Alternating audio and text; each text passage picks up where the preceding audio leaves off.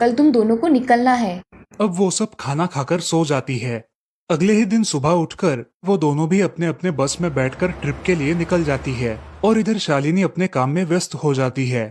ऐसे ही कुछ देर बाद शालिनी को शिवानी का फोन आता है।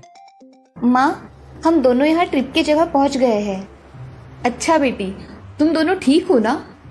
हाँ माँ, मैं रखती हूँ। हमें यहाँ अलग अलग स्पॉट देखने जाना है। ठीक है, और जब वक्त मिले तो फोन कर देना। हाँ माँ, अपना और सुहानी का ख्याल रखना। हाँ माँ। फोन रखने के बाद शिवानी और उसके क्लास के सारे दोस्त वहाँ की एक जगह देखने जाते हैं। सुहानी भी उसके क्लास के साथ एक दूसरी जगह देखने निकल जाती है। सारे बच्चे एक साथ घूमकर वापस आते हैं। शिवानी सुहानी को ढूंढती है मगर सुहानी उसे कहीं दिखाई नहीं देती, इसीलिए शिवानी को बड़ी चिंता होने लगती है। अरे, ये सुहानी कहाँ रह गई? इसका तो कुछ भी पता नहीं। कहाँ ढूंढूं इसे? तभी शिवानी को सुहानी दिखाई देती है और उसके जान में जान आ जाती है। सुहानी, कहाँ गई थी तुम? मुझे कितनी चिंता लग गई थी तुम्हारी। अरे मैं यहाँ ही थी मेरी सहेलियों के साथ, मुझे कुछ नहीं हुआ। ऐसा बोलकर सुहानी वहाँ से चली जाती है। दूसरे दिन सब लड़के लड़कियाँ जल्दी उठकर अपनी तैयारी कर लेते हैं और पहाड़ पर जाने के लिए निकलते हैं। वो सब आज थोड़ा घूमकर शाम तक निकलने वाले थे। सब विद्यार्थी एक हिल स्टेशन देखने चले जाते हैं।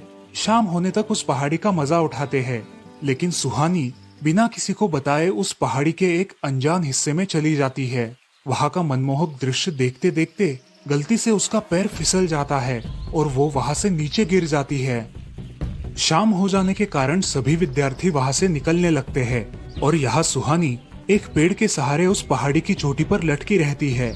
शिवानी सभी विद्यार्थियों में अपनी बहन को ढूंढती है, लेकिन वो उसे कहीं नहीं मिलती।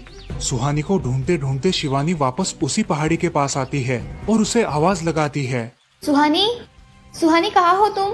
दीदी मैं यहाँ हूँ, बचाओ मुझे, मैं यहाँ हूँ। सुहानी की आवाज की ओर जाते ही उसे पता चलता है कि सुहानी पहाड़ी पर लटकी है। ये सब देखकर शिवानी बहुत घबरा जाती है। शिवानी अपनी पूरी ताकत लगाकर उसे ऊपर खींच लेती है। तुम यहाँ क्यों आई थी? अगर तुम्हें कुछ हो जाता तो मैं क्या करती? माँ को क्या जवाब देती? दीदी मेरा पैर फिसल कर मैं वहाँ गिर गई। मैंने बहुत आवाज दी मगर मेरी आवाज किसी ने नहीं सुनी। तुम ढूंढती हुई आई और मुझे बचा लिया। तुम दुनिया की बेस्ट दीदी हो। हाँ सुहानी, चलो अब घर जाने के लिए देर हो जाएगी, बस निकल जाएगी।